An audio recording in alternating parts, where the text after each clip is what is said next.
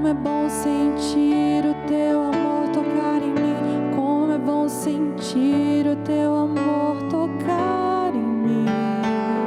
O teu amor tocar em mim. Que alegria, gente. Estamos aqui reunidos para conhecer a palavra de Deus. É o programa Conhecendo a Palavra aqui na TV Evangelizar. E eu quero agradecer a você que nos acompanha em todo o Brasil. Várias pessoas assistindo a TV Evangelizar, seja de forma digital, pelos canais abertos, aplicativo, pelo nosso YouTube. É o Dom José Antônio Peruso, né, que diante de tantas atividades aqui da Arquidiocese de Curitiba, tira um tempo. Ele não tem só esse programa aqui conosco. Tem também um leitura orante, pausa para reflexão. E esse é o intuito, a evangelização. Levar a pessoa de nosso Senhor Jesus Cristo ao conhecimento de todos. Por isso, convido você a pegar o seu caderno, pegar as Sagradas Escrituras, pegar a caneta e vamos juntos conhecer a palavra com Dom José Antônio Peruso. Dom José, contigo. William, que bom vê-lo, querido irmão, querida irmã, você que já reserva seu lugar cativo aí na sua própria casa, com sua Bíblia, sua caderneta, suas anotações, porque quer conhecer a palavra. E a gente de norte a sul do país que faz isso, a você, meu irmão, minha irmã, quero saudá-lo com muito grande fraternidade e desejar que as alegrias do tempo pascal inspirem nosso presente e nosso futuro, ainda que estejamos atravessando dias muito conturbados e incertos, porque a pandemia, ela está entre nós já com grande força. A vacinação pelo país afora parece se estender, graças a Deus, mas o caminho é ainda longo. Eu quero saudar William, você, seus pequenos estão crescendo? Graças a Deus. E a pequena? Valentina está grande já. Mama e dorme. Isso aí. Ei, você deve estar percebendo que mudou o rosto aqui deste lado. Olha aqui a boneca que arranjaram. Esta é a Sara. Bem-vinda, Sara. Obrigada. E do outro lado aí o menino parece até mais tímido. Avermelhou tudo, a cara e a orelha. Olha aqui, mostre a sua orelha para o câmera, vai. Olha aqui, este aqui. Isto está quente. É a primeira vez, Rodrigo? Não é? Então é comigo, está atemorizado. Este é o Rodrigo. Bem-vindo, meninão. Bem-vinda, filha, Sara. Vamos lá, querido irmão, querida irmã. Nosso texto de hoje, você está vendo aqui. Atos dos Apóstolos 2, 37 a 47. Olhem, são 28 capítulos, nós não podemos 1h30 para 10 versículos apenas. Todavia, vamos fazer no começo estamos nos centrando mais nos versículos, na sua sequência, um após outro, mas mais adiante teremos que dar saltos. De outro modo, vamos ficar por uns 4 anos aqui a estudar os Atos dos Apóstolos e não podemos. Fizemos isso 5 Apocalipse, mas havia tantas curiosidades sobre o Apocalipse e ainda assim demos alguns saltos. William, você está pronto? Sim. Então, meninão, você pronto aí? O leitor, o espectador, telespectador lá, você aqui, eles lá, todos nós com o texto cá. Vai lá, 2, 37, 47. Ouvindo isto, eles sentiram o coração transpassado e perguntaram a Pedro e aos demais apóstolos: Irmãos, que devemos fazer? Respondeu-lhes Pedro: arrependei-vos e cada um de vós seja batizado em nome de Jesus Cristo para a remissão dos vossos pecados. Então recebereis o dom do Espírito Santo, pois para vós é a promessa, assim como para os vossos filhos e para todos aqueles que estão longe, isto é, para quantos o Senhor nosso Deus chamar. Com muitas outras palavras, conjurava-os e exortava-os, dizendo: salvai-vos desta geração perversa. Aqueles, pois, que acolheram sua palavra, fizeram-se batizar e acrescentaram-se a eles naquele dia cerca de 3.000 pessoas. Eles mostravam-se assíduos aos ensinamentos dos apóstolos, à comunhão fraterna, à fração do pão e às orações. Apossava-se de todos o temor, pois numerosos eram os prodígios e sinais que se realizavam por meio dos apóstolos. Todos os que tinham abraçado a fé, reuniam-se e punham tudo em comum, vendiam suas propriedades e bens e dividiam-nos entre todos, segundo as necessidades de cada um. Dia após dia, unânimes, mostravam-se assíduos no templo e partiam o pão pelas casas, tomando o alimento com alegria e simplicidade de coração. Louvavam a Deus e gozavam da simpatia de todo o povo. E o Senhor acrescentava cada dia ao seu número os que seriam salvos. Então, temos aqui 11 versículos. Querido irmão, querida irmã, como sempre, é preciso recordar. Eu gostaria, William, que você voltasse, ou melhor, que chegasse, fosse adiante, para Lucas, para Atos 19, 13 a 15.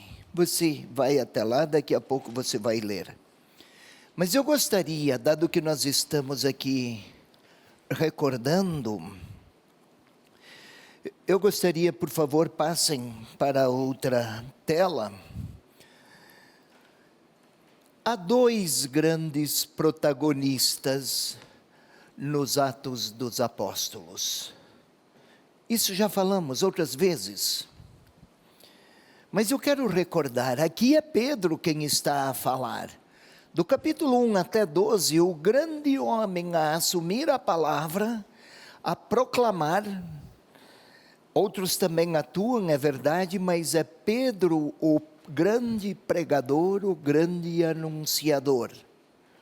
Pedro é de origem lá de Betsaida, a história de um pescador, de formação muito mais limitada sob aspecto intelectual e cultural. Sua capacidade humana e pessoal e cultural ia até as fronteiras de Israel. De fala aramaica, Pedro, e a capacidade de comunicação era limitada. Pescador nunca fora uma profissão de grande projeção. Era pobre. Mas foi um homem movido pelo Espírito Santo e atuou preferencialmente na área de Israel, ou da Palestina, ou então da Judéia, para ser ainda um pouco mais específico. Paulo começa no capítulo 13 a assumir um papel protagônico. Aqui, quando estudarmos Paulo, vamos vê-lo. Por agora, quem está a falar do que ouvimos há pouco é Pedro.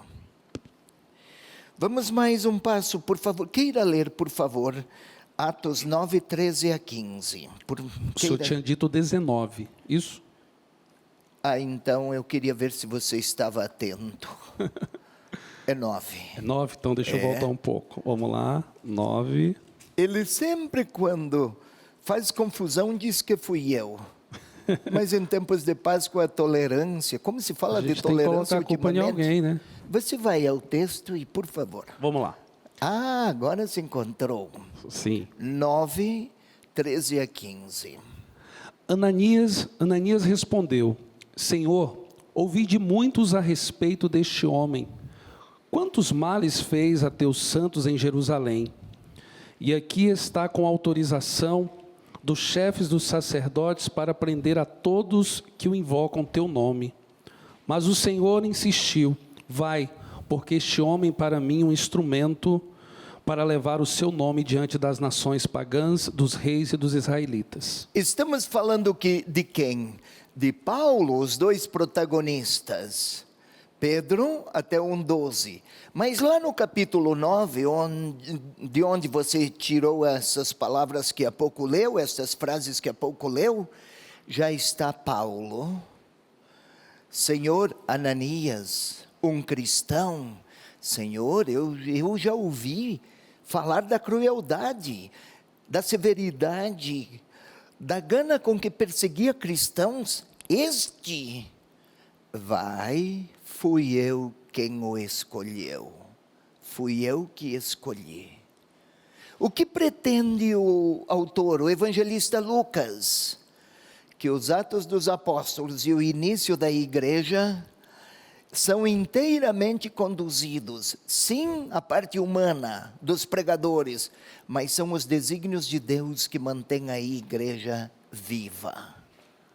Não esqueçamos, hoje estamos a ver Pedro, mas este é o protagonista, o titular depois o outro titular de um grande caminho que é a igreja que está percorrendo. Então não entendamos tudo o que vamos acompanhar e ver como é este protagonista e as suas grandes realizações. Depois este outro e os seus grandes feitos. Não é isso que o autor pretende. Pretende do leitor observar que o movimento da igreja nascente, ou que a igreja, desde os seus momentos mais incipientes, isto é, para que não digam que eu uso palavras desconhecidas, dos seus começos mais primordiais, olha aí. Então, desde sua nascente, tem a característica de ser confiada a homens, frágeis até, todavia, dotados da força do Espírito de Deus. Estamos recordando. Vamos um pouco mais. Atos capítulo 2, versículo 3, lá no Pentecostes. Recorde, por favor, retorne, por favor, William. 2, 3. Apareceram-lhes então línguas como que de fogo, que se repartiam e pousaram sobre cada um deles. Ei, telespectador, vem comigo. Tere, estou vendo a Tere lá, nossa tradutora em linguagem de Libras. Vi aí no cantinho da tela. Havia tempo que não a encontrava. Voltemos aqui. Você também, Tere, concentre-se aqui. Recordando, leia outra vez, William. Apareceram-lhes então línguas como que de fogo, que se repartiam e pousaram sobre cada um deles. Eu só quero explicar um detalhe. Línguas de fogo que se repartiam e pousavam sobre cada um deles. Olha, vem comigo, telespectador. Imaginemos que esse garotão aqui é um dos apóstolos. Línguas de fogo. Termos, linguagem usual à época para falar de uma atuação especial do Espírito de Deus sobre William. Línguas de fogo sobre Sara. Quanta diferença de lá para aqui. Cada um com tanta singularidade, particularidades, histórias tão distintas, idade, compromissos, talentos, vivências, buscas, sonhos, anseios, tropeços, tanta singularidade de um para o outro. Tudo isso sobre cada um deles para indicar, no mundo das muitas diferenças da igreja, há um só Espírito que sustenta cada um deles. Não pretendeu o autor simplesmente dizer que tinha 12 ou 15 ou 125, e aí houve línguas de fogo. Ele não quer simplesmente falar das línguas de fogo, símbolo do Espírito Santo, mas quer falar das línguas de fogo sobre cada um, para que o leitor perceba, entre tantas diferenças, variedades, circunstâncias e vivências, o Espírito dota os seus escolhidos dos carismas e dos dons para torná-lo evangelizador. Nunca torná-los evangelizadores. Não esqueça, telespectador, não é apenas uma narrativa de um fato. Cada gesto no texto lucano aponta para uma significação eclesial. Igreja. O Evangelho, tempo de Jesus. Atos dos Apóstolos, tempo da igreja. Caramba, Dom Peruso, mas vai ficar quanto tempo só em recordando?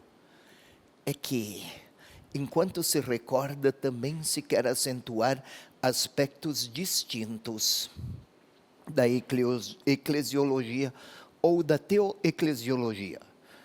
Nem sei como é que a Tere vai traduzir eclesiologia. Tere, aspectos distintos do que é a igreja. A teologia da igreja.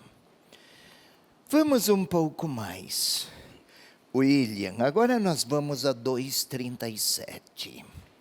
Porém, para compreender 2,37, precisamos ler 2,36. Não está aí? Recordando 2,36, só está assim. Queira ler, por favor, rapaz. Saiba, portanto, com certeza, toda a casa de Israel, Deus o constituiu Senhor e Cristo, este Jesus a quem vós crucificastes. Então, vai lá, começa outra vez, só a primeira frase. Saiba, portanto, com certeza, toda a casa de Israel. Então, saiba, portanto, é a conclusão de todo o discurso. Lembram? Houve aquele vento forte, e aí eles anunciavam, falavam de Jesus Cristo, e as diferentes nacionalidades que estavam lá representadas compreendiam em sua própria língua. O Espírito agia em quem falava e agia em quem ouvia. Pedro está a concluir. Saiba, portanto. O portanto, conclusão, né? Uma partícula conclusiva. Leia outra vez. Saiba, portanto, com certeza, toda a casa de Israel. Com certeza. A certeza não é resultado de um argumento matemático, mas de um testemunho que os apóstolos dão. Nós vimos, nós conhecemos, nós ouvimos, com certeza, testemunho de uma comunidade de discípulos. A fé não se difunde por argumentos, por lógicas intelectuais elaboradas com raciocínios requintados. A fé se propaga e se a difunde por experiência partilhada, por testemunho. Saiba, portanto, parece que estou demorando, entretanto, há que verificar. Vai um pouco mais. Segunda frase agora. Deus o constituiu Senhor e Cristo, este Jesus a quem vós crucificastes. Saiba, portanto, toda a casa de Israel. O que pretende o autor? Não somente apresentar um fato no qual tinha um grupo de representantes lá, ou de espectadores. Toda a casa de Israel é para todo o povo que espera um dia que o Messias os alcance e lhes faça chegar a salvação. Saiba, portanto, todos. O discurso é para um grupo. A intenção é que para a inteireza de um povo, toda a casa de Israel. Segue um pouco mais. Versículo 37. Não, 36. Cada palavra. Rapaz. Então, de novo, vamos lá. Deus o constituiu Senhor e Cristo, este Jesus a quem vós crucificastes. Saiba, portanto, toda a casa de Israel. Deus constituiu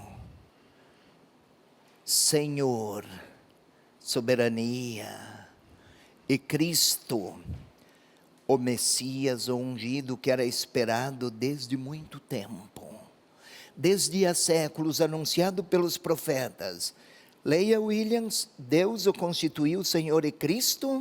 Este Jesus a quem vós crucificastes. Carambola, este Jesus a quem vós crucificastes.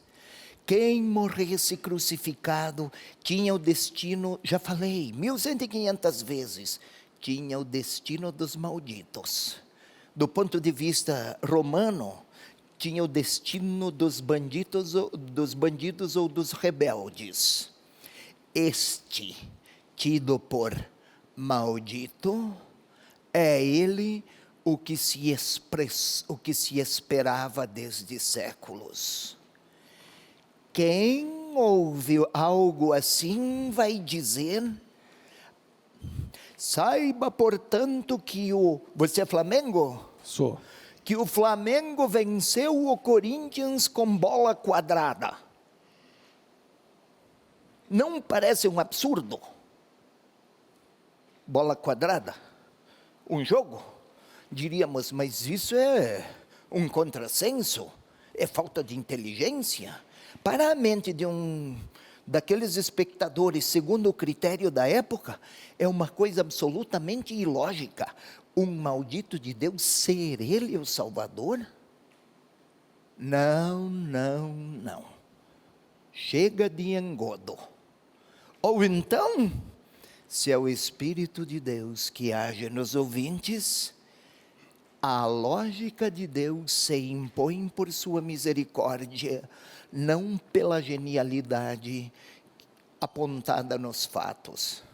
Deus mostrou seu poder, não vencendo adversários, mas revelando o seu amor, que lá onde a humanidade exerceu uma tirania que sacrificou um inocente, justamente a partir de lá, sem levantar a voz e sem condenar a ninguém, mas perdoando a todos, olha, aquele tido por sem vergonha e bandido, é ele o Filho de Deus, que se apresentou na pequenez de um ser humano desprezado.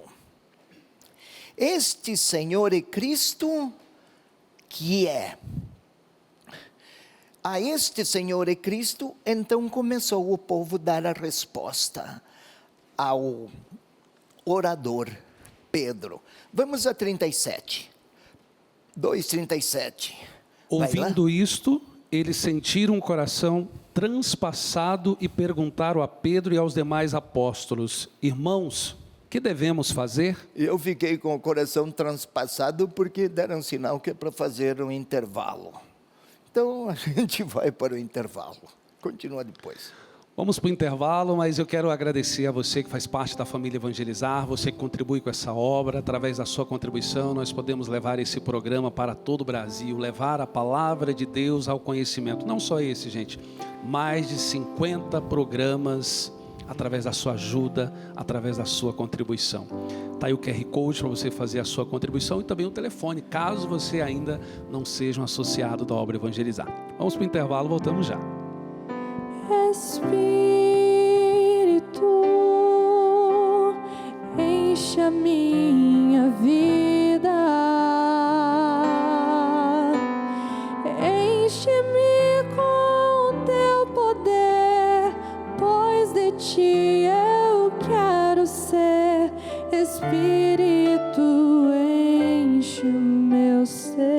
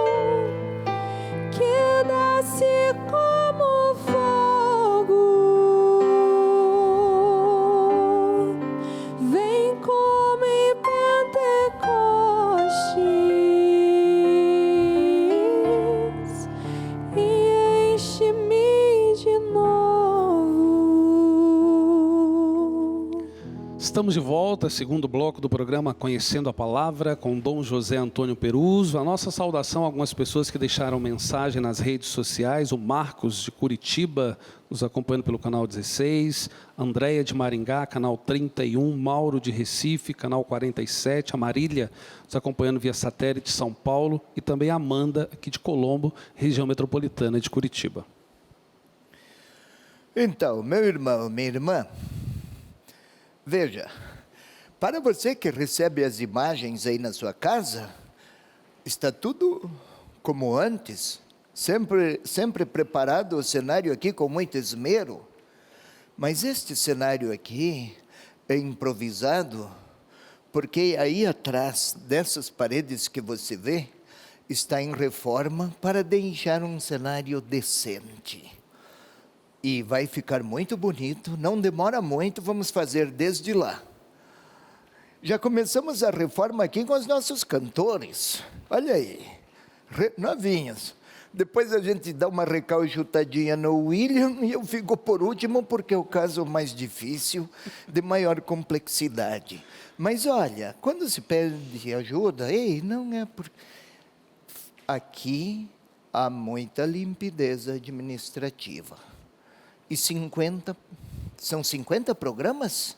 Mais ou menos, Dom Peruso. Estou arredondando aí. Porque tem alguns programas que vêm de fora, mas que nós fazemos aqui semanalmente 50 programas. Nós arredondamos, vós arredondais, eles arredondam para 50. É porque tem mês, dependendo da programação, acaba acontecendo 2, 3 programas a mais. Mas 50 programas? Voltemos aqui, por favor. 2:37. Meninão, força! Ouvindo isto, eles sentiram o coração transpassado e perguntaram a Pedro e aos demais apóstolos: irmãos, que devemos fazer? Olha, sentir ouvindo.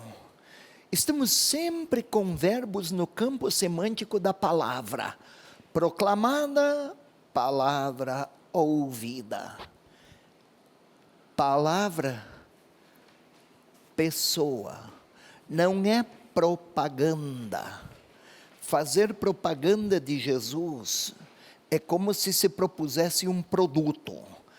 Anunciar o nome de Jesus é transmitir a sua pessoa. Não esqueçamos isto. Em filosofia da linguagem, também antropologia, se chama linguagem, olha aqui, performativa. Isto é, quando a palavra realiza aquilo que ela pronuncia. A mãe diz: meu filho, fala, abraça a criança, enquanto fala, também vivencia a sua maternidade. No caso do Evangelho também, no caso do anúncio de Jesus Cristo.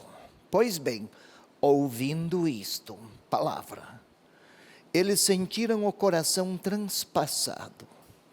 A expressão coração transpassado não se refere apenas a uma condição sentimental. Ficou comovido, ficou impressionada. Fala-se, ficou tocado ou tocada. Não, não é isto. Coração, na cultura da época, é a sede das decisões. Aqui no nosso mundo é para falar dos sentimentos e dos afetos. Lá, decisões.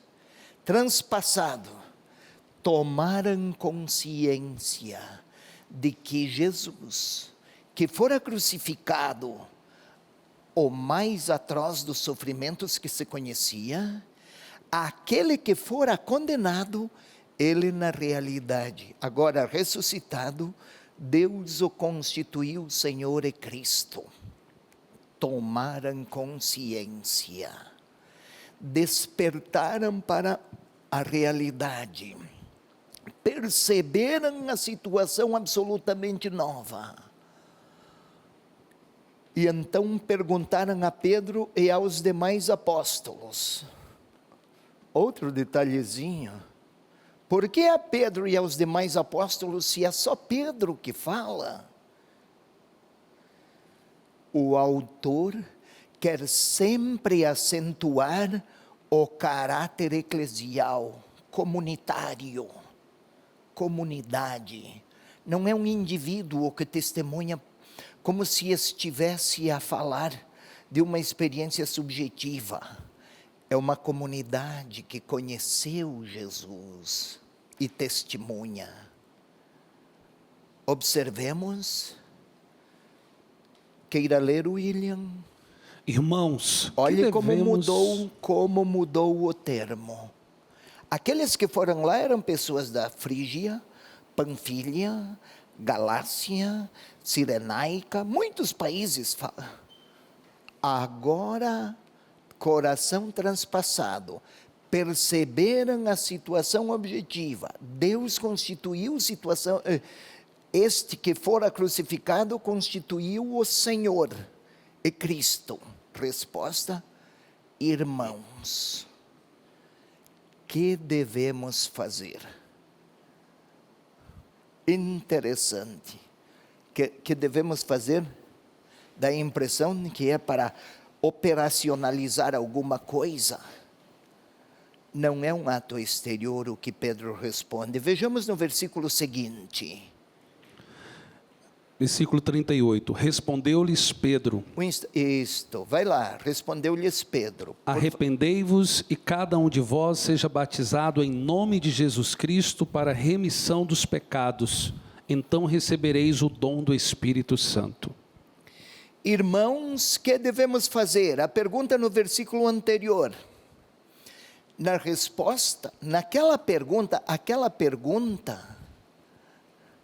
se apresentava como uma espécie de indagação. Diante desta verdade, qual é a minha resposta? E aí, então Pedro, temos aqui 4 aspectos.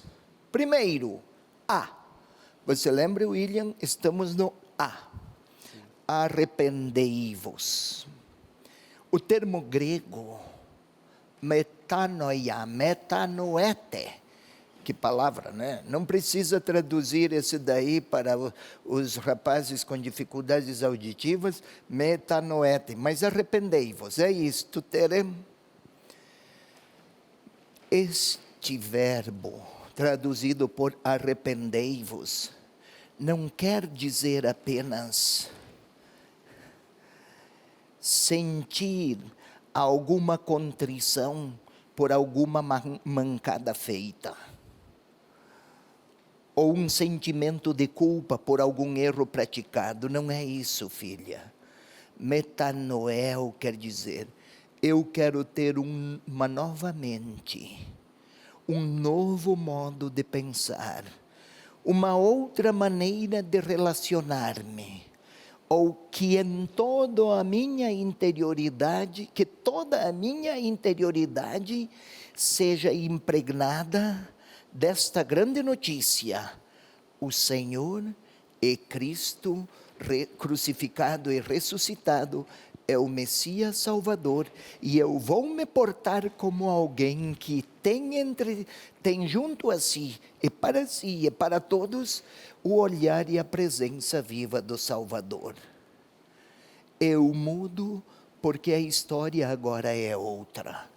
Comporta uma decisão de mente, de inteligência, de liberdade e de afetos. Primeiro, eu falei de né? Segundo aspecto da resposta de Pedro: cada um de vós seja batizado. Observemos aqui,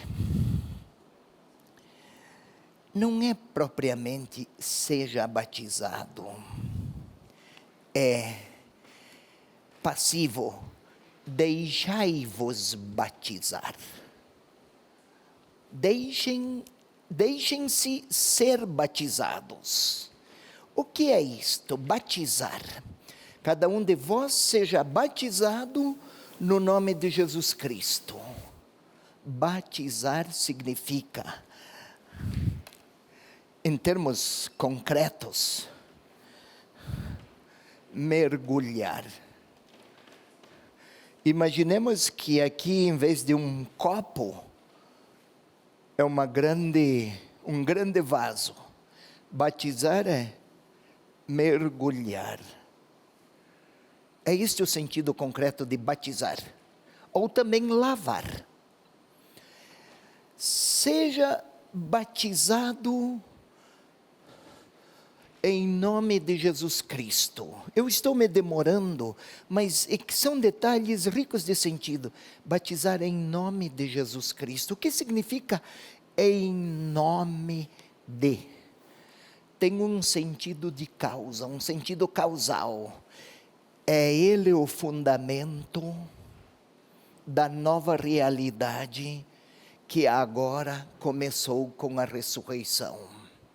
Isto é, com uma nova mente, um novo modo de pensar, sejam mergulhados na vida de Jesus.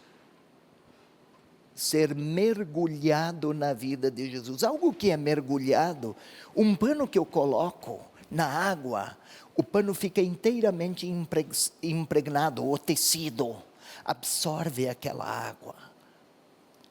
Aqui, molhado. Se se quisesse falar literariamente, e sereis totalmente molhados do Cristo vivo, por dentro e por fora, como um tecido, molhados e lavados. Deixai-vos purificar ou lavar por Ele, para a remissão dos vossos pecados. É outro elemento C, num único versículo, remissão dos pecados.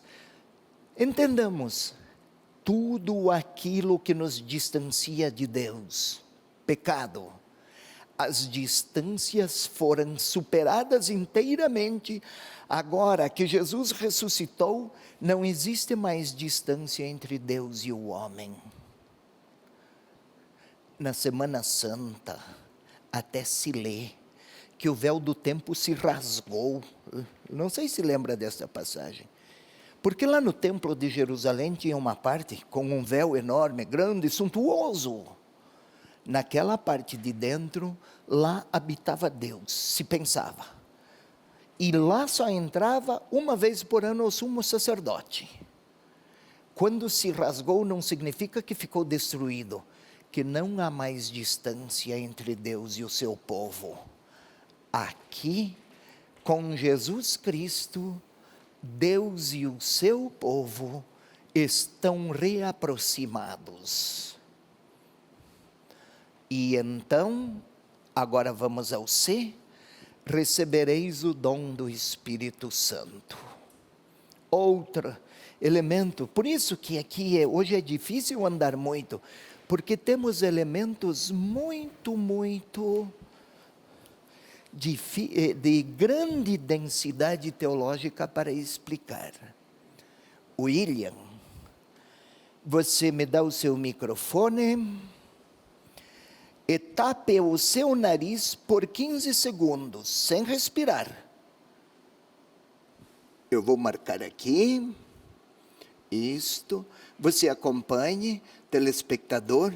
Não vou torturar o menino, não, 15 segundinhos aguentam todos. Espera aí, olha aqui, isto deu, William. É verdade que eu deixei passar um segundinho a mais, mas eu queria testá-lo para ver se era perseverante. William, tente definir qual foi a sensação de ficar sem ar. 15 segundos, telespectador. Foi 15 segundos. Qual foi a sensação de ficar sem ar? É angustiante, né? Só isso? Começa a gerar um desespero ali. Começa a gerar um desespero. Telespectador, querido irmão, querida irmã, a palavra espírito, traduzida aqui para a nossa língua espírito, lá na língua em que foi escrito é ar.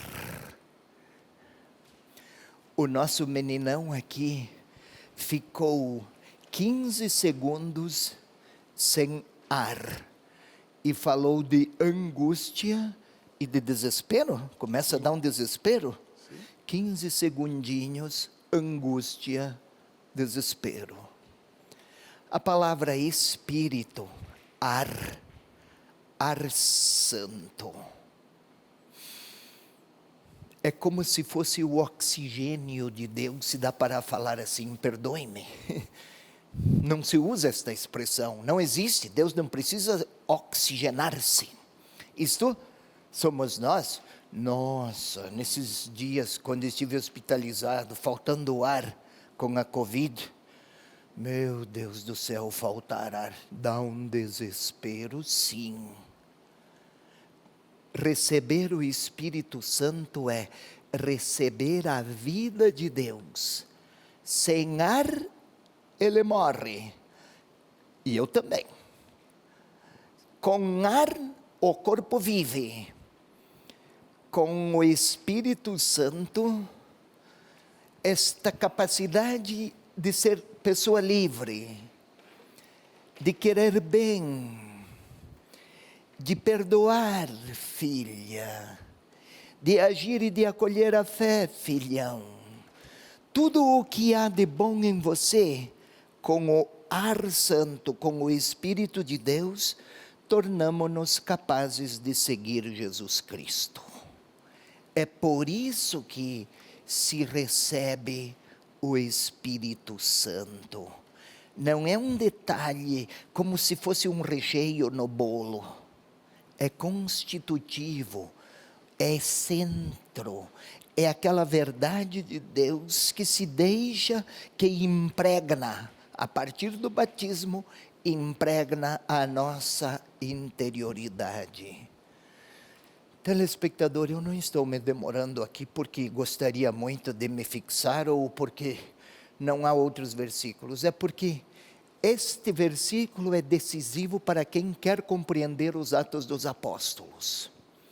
São aqueles que, ouvindo, estamos no versículo 38, mas no 37, ouvindo a palavra, revêem a própria interioridade, arrepende-se, recebe o batismo, deixa-se mergulhar em Jesus Cristo, as distâncias entre Deus e a humanidade ficam superadas, e cada um daqueles torna-se pessoa portadora do Espírito de Deus. Fala-se dos portadores do vírus, né? Ninguém vê o danado do vírus sem vergonha. Mas ele age, né? E quanto sofrimento. O Espírito Santo ninguém o vê, mas é a força de Deus a atuar em cada um daqueles que ouvirem a palavra proclamada pelos apóstolos, ou por aqueles que depois deles continuam a proclamar a palavra. Vamos mais adiante, por favor. Versículo 39.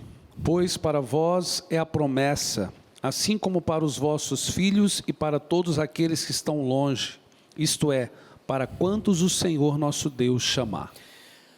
Para vós é a promessa.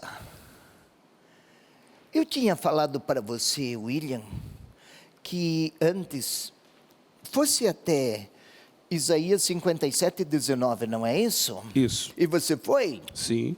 Então, está vendo? Olha aí. Que diligente o nosso colaborador. Está cheio do Espírito Santo. Além de um óculos todo requintado que pôs aí uma extensão vermelha nas perninhas do instrumento. Sei. Mas que charme, para esconder os cabelos que começam a branquear. Sei. Leia, menino. Farei brotar o louvor dos seus lábios, paz ao que está longe e ao que está perto. Diz Yahvé, eu o curarei. Leia outra vez, menino. Farei brotar o louvor dos seus lábios, paz ao que está longe e ao que está perto. Diz Yahvé, eu o curarei. Então agora, Sara, Leia aqui, vamos mudar um pouco de voz, porque as vozes femininas são como um bálsamo para os nossos tímpanos masculinos. Vai, menina. Pois para vós é a promessa, assim como para vossos filhos e para todos aqueles que estão longe, isto é, para quantos o Senhor nosso Deus chamar. Para aqueles que estão perto e aqueles que estão longe. William leu. Lá, para os que estão perto e estão longe, Isaías. Aqui, o autor está se servindo do texto de Isaías de outrora para interpretar o que Pedro está a proclamar agora. Só que lá em Isaías era promessa. Aqui é cumprimento.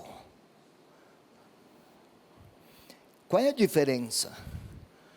O que é promessa é esperado. O que é cumprimento é vivenciado e celebrado.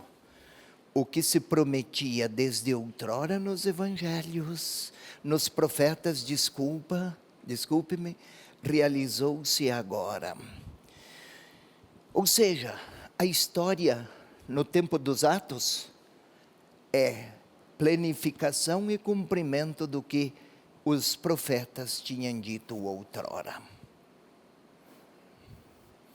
Só que daí acabou com os atos? Não.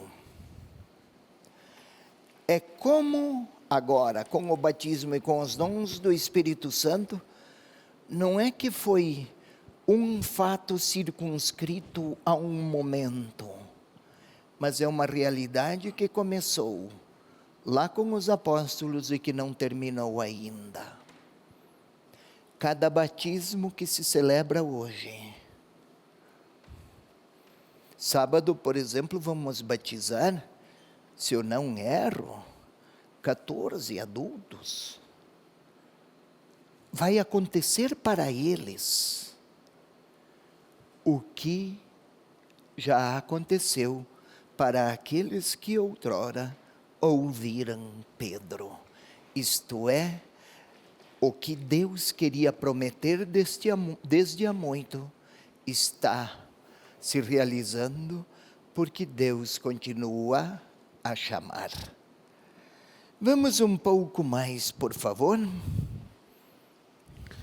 Com muitas outras palavras, conjurava-os e exortava-os, dizendo: salvai-nos desta geração perversa. Muitas outras palavras. Este é um modo retórico, é uma forma retórica para dizer, para destacar que o essencial já foi dito.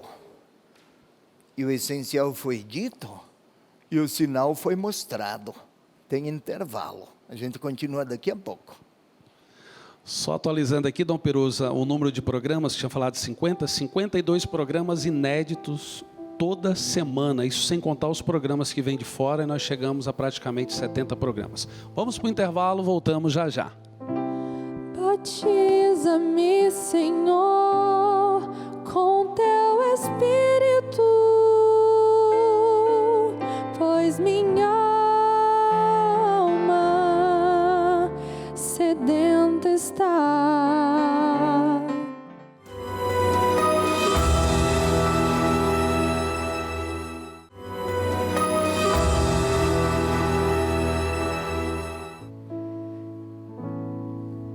Eu abro as portas do meu coração, te dou livre acesso, Senhor.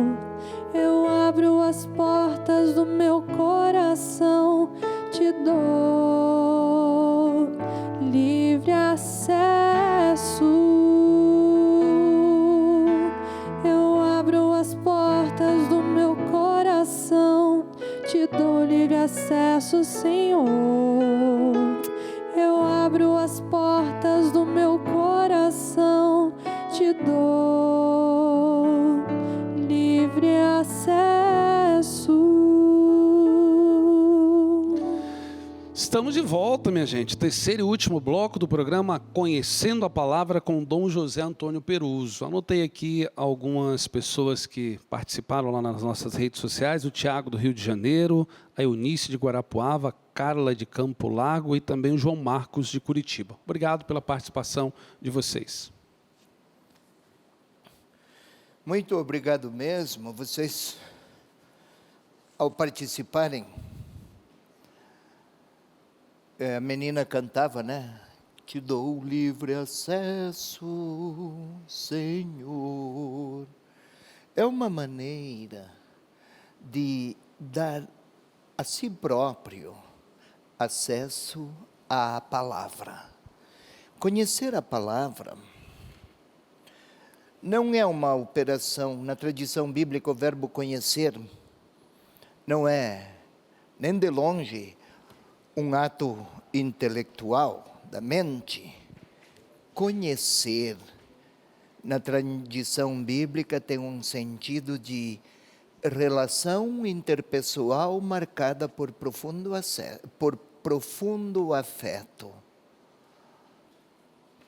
É uma relação de amor.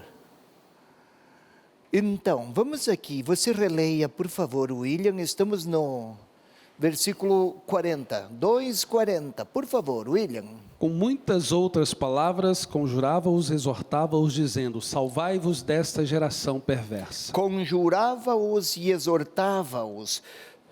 2 verbos para indicar com veemência e com premência. Olha aí, veemência é falar com força. Com premência é para indicar o caráter de urgência, de oportunidade extraordinária, de necessidade muito forte. Ou seja, conjurava-os com grande força, dizendo: salvai-vos desta geração perversa. Houve um erro aqui, mas aquele sujeito, aquela peça que fica na frente do computador, às vezes ela apresenta algumas ranhuras e algumas ferrugens e acaba teclando a tecla errada. Mas em vez de salvai-nos, é salvai-vos desta geração perpétua. Isto está traduzido na Bíblia, salvai-vos. Mas o autor, Lucas, ele escreveu na voz no imperativo, é um tempo verbal, é um modo verbal da língua portuguesa, no passivo, isto é, vou pormenorizar, deixai-vos salvar desta geração perversa. A menina cantava há pouco: eu te dou livre acesso, Senhor. Não é isso que você cantava? Devagar você vai ser afinada quanto eu. Deixai-vos salvar desta geração perversa. Não porque cada um decide, arrependei-vos novamente, nova compreensão, não é porque alguém decide e faz por conta própria. Deixai-vos salvar, deixai-vos envolver, como a água impregna o algodão, o tecido. Lembra que eu falei esse exemplo, apresentei esse exemplo há pouco? Deixai-vos impregnar ou envolver pela presença do Espírito Santo. Deixai-vos salvar desta geração perversa. O que é geração perversa? A primeira vez que foi usado esse termo foi lá no Deuteronômio, capítulo 32, versículo 18. Você nem precisa ir até lá, William. Fica quietinho, não se ponha em movimento, para não tirar a concentração do telespectador. Porque quando você se move, todo mundo fica atiçado. Isto é, 32:18, geração perversa é qualquer grupo ou pessoa, perverso aqui, pervertido, resistente à bondade de Deus. Quem não se deixa alcançar pela bondade de Deus é considerado geração perversa. Ou seja, deixai-vos alcançar pela bondade de Deus que chegou com gratuidade. Por isso o Espírito Santo é para que tenha forças, cada ouvinte, deixar-se alcançar pela bondade de Deus. Vamos mais um passo, 41. Aqueles, pois, que acolheram sua palavra, fizeram-se batizar, e acrescentaram-se a eles naquele dia cerca de 3.000 pessoas. Agora Pedro, agora não é mais Pedro que fala, agora é o narrador, né? Aqueles que há uma transição da outra parte para agora, aqueles que acolheram sua palavra, fizeram-se batizar, ou deixaram-se batizar, e acrescentaram-se a eles naquele dia cerca de 3.000 pessoas, numa pancada só, sem microfone, sem nada, falar para 3.000 pessoas e 3.000 pessoas mudarem. Vamos entender. A primeira comunidade deixou-se sensibilizar pela palavra dos apóstolos. Por onde começa, ou a partir do que começa a surgir uma comunidade cristã? Se quisermos nos deixar influenciar pelos cristãos da primeira hora, aqueles cristãos que participaram dos mais originários movimentos de igreja, vamos falar assim, eles começaram pela palavra ouvida. Filha, seu processo, meu, nosso, de conversão, estará sempre marcado pela presença da palavra acolhida, a palavra de Deus. Não apenas a Bíblia como livro, mas como palavra anunciada, palavra proclamada. Enquanto ela é pronunciada, o Espírito de Deus também é comunicado.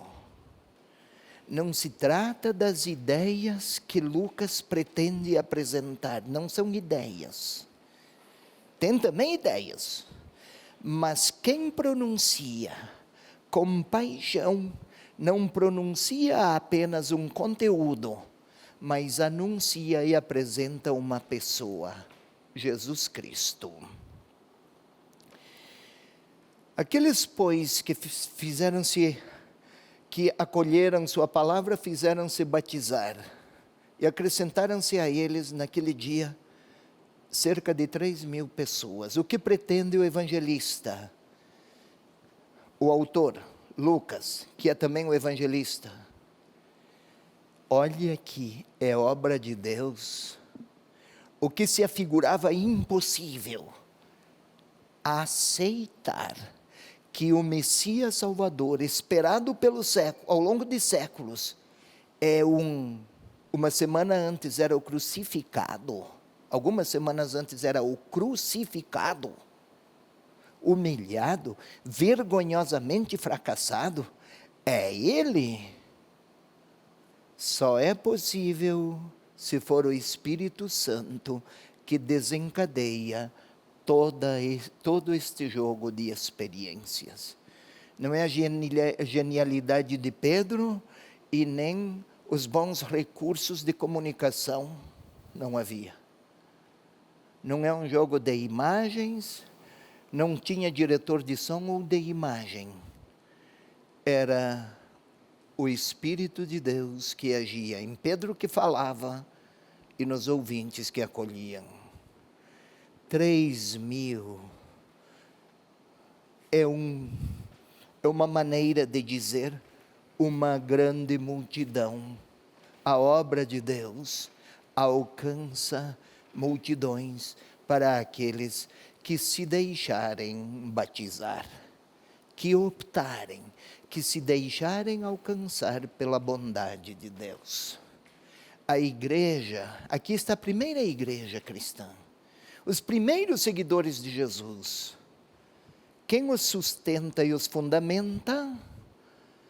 O Cristo ressuscitado, que oferece e faz e concede o seu Espírito àqueles que acolherem a palavra e se deixarem mover pela bondade de Deus que os alcança. Não se trata, pois, de ser eu que mudo e melhoro. Isso é voluntarismo, mas deixar-me melhorar pela força do Espírito de Deus que está em mim. Eu ofereço minha adesão, é evidente. Claro, tenho que oferecer a minha parte, as minhas criatividades, as minhas vitalidades e a minha liberdade. Mas a mudança que ocorre é a ação do Espírito Santo. Vamos ao versículo seguinte. Versículo 42. Eles mostravam-se assíduos ao ensinamento dos apóstolos, à comunhão fraterna, à fração do pão e às orações. Aqui é uma espécie de sumário, de resumo. Agora já não é mais o discurso de Pedro, o versículo anterior era uma espécie de transição. Lembram que eu falei, William, você lembra? Sim. Então, transição. Agora estamos aqui na narrativa em espécie de sumário, de resumo. Como era a comunidade? Um resuminho. Assíduos no ensinamento dos apóstolos, comunhão fraterna, fração do pão, orações. Pois bem, assíduos. O que significa assíduo? Na maneira, assim foi traduzido. Como está escrito? É um verbo grego. Não vou falar aqui porque ninguém vai entender e não preciso ficar mostrando o que entendo. Não é preciso esse tipo de vaidade. Mas o verbo grego empregado aqui quer dizer manter-se num esforço permanente, constante, em torno de uma causa abraçada. Até com possível nuance de dificuldades, mas por que se mantém assíduo? Uma pessoa que quer emagrecer e mantém-se assídua na dieta e nos exercícios, isso comporta esforço. Há uma força que a move. Pode ser uma questão de saúde, paixão por saúde, pode ser por vaidade, quer ficar magro ou magra para garantir a estética e o charme. Pode ser por outras razões, mas mostra-se assíduo ou assídua, perseverante, mesmo que tenha que enfrentar contradições. É este o sentido de mostrar-se assíduo. O ensinamento dos apóstolos, aquilo que os apóstolos falavam, ensinavam sobre Jesus, de alguma maneira se tornara norma. O Espírito do Senhor, do ressuscitado, eles receberam no batismo. Então são interiormente fortalecidos para aceitar como verdade normativa aquilo que Jesus ensinou. Comunhão dos apóstolos. Aqui tem um sentido, comunhão fraterna, desculpe. Aqui tem um sentido de unidade. Não é comunhão de ideias. Como é que um vascaíno e um flamenguista vão conviver? Porque um tem respeito pelo outro. Um palmeirense e um corintiano não tem. Você é o quê, Rodrigo? Colorado? Inter? Eu te absolvo dos teus pecados. Mas então aqui vamos com um Grêmio e Inter. Ou ela é Grêmio e eu sou Inter, mas ela me quer bem e eu quero bem a ela. A diferença, ela Grêmio, eu Inter, torna-se pequena diante da grandeza do apreço que ela tem por mim e que eu tenho por ela. Eis aí a comunhão fraterna. Não se trata aqui de ter as mesmas ideias, de ter o mesmo partido. Hoje todo mundo, tudo é ideológico, né? Qualquer coisinha é viés ideológico. Qualquer pensamento é esquerda ou é direita. Parece que perdemos a capacidade de ser inteligentes. E parece que a estupidez virou virtude. É falta de comunhão fraterna. Quando a diferença, por mais pronunciada que seja, não é motivo de divisão, porque entre as pessoas há sentimentos de irmão. Fração do pão. Comunhão de mesa é comunhão de vida. Já expliquei muitas vezes aqui, inimigos não tomam café juntos, um cafezinho, não tomam chimarrão juntos, não tomam um aperitivo juntos. Mas se tomam um aperitivo juntos, é porque há algo que os une. Fração do pão tem este sentido de familiaridade. É a imagem da casa, do que acontece lá na casa, na qual todos partilham da mesma verdade. E as orações. Ei, o autor pretende que o seu leitor compreenda logo. A oração deles, assíduos, em comunidade, é parte constitutiva de ser igreja. Não é um detalhe, constitutivo. O telhado é parte constitutiva ou é um acessório da casa? Constitutivo. Se tirar o telhado não é casa, é um caixote.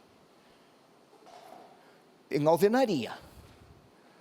Se tiver a porta e janela, é um detalhe, é um acessório ou para que seja casa? É casa? Ou é constitutivo ou é apenas um acessório estranho e externo? Se não houver porta, ninguém entra. É constitutivo. A oração também. É constitutivo. Orar.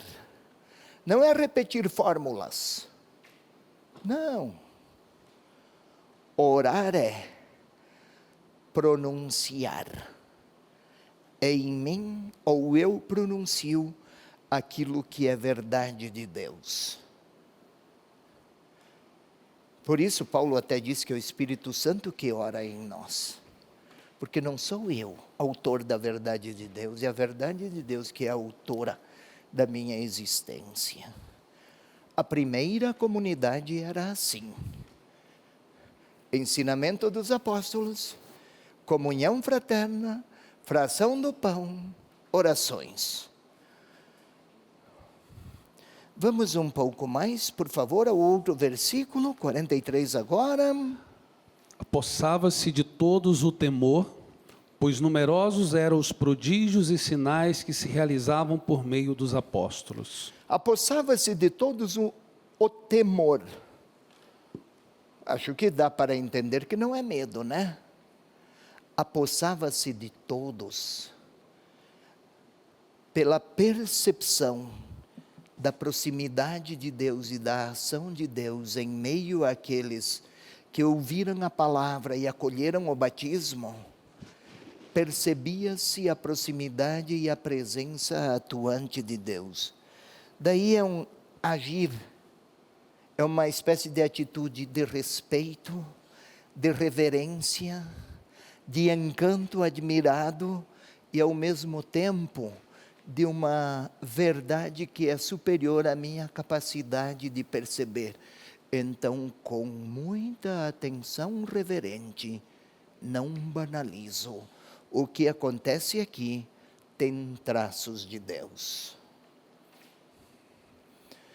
Uma comunidade marcada pela presença do Espírito Santo sabe discernir nos fatos da história, e numa história cheia de contradições, onde é que atua a verdade de Deus e quando é mentira, mesmo que se fale de Deus?